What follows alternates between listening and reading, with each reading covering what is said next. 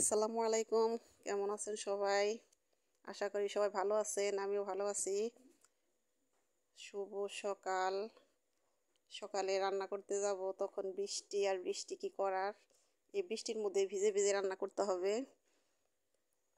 আজকে রান্না করব কচুর লতা দিয়ে কাঁঠালের বিচি ভাজি, আর হলো মুখি ভর্তা, আলু ভর্তা, ভাত। সিম্পল খাবার।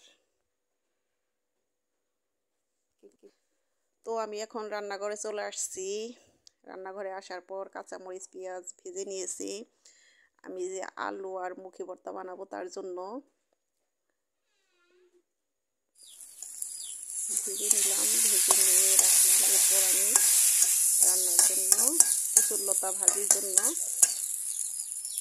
কচুরলতা এবং কাঁঠালের বিচি একত্রে করে চুলায় বসিয়ে দিয়েছি।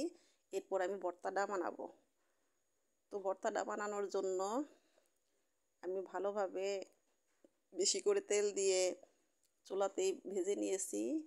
আর আলু আর মুখিটা ভর্তা বানালে কি হয়, আঠালো ভাবটা কমে যায়, খাইতে অনেকটা মজা লাগে। সেজন্য আমি আলু আর মুখি একত্রে ভর্তাটা বানিয়ে নিলাম। তো এর সাথে আমি আর কাঁচা তেলটা অ্যাড করলাম না। আপনারা চাইলে কাঁচা তেলও নিতে পারেন, তাতে আরও বেশি ভালো লাগবে।